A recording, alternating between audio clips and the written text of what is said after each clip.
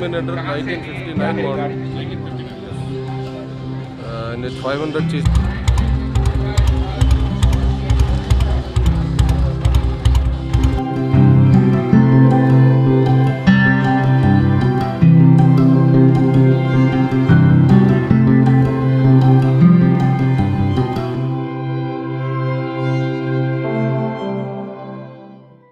It's a model Norton Dominator 1959 model, and model 88 famously known as. This model is also called as Racing Dominator.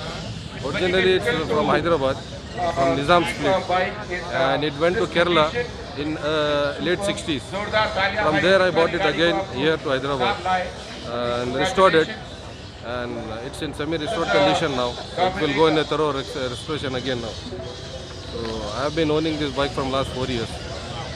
It's a twin 500cc racing model, and one of its kind in Hyderabad also. Another bike is in Bombay, owned by a past agent. It's I don't remember the BS, sorry. I have many bikes, so I don't remember the specification. Approximately this will be 1.5 million. Congratulations. This is a very rare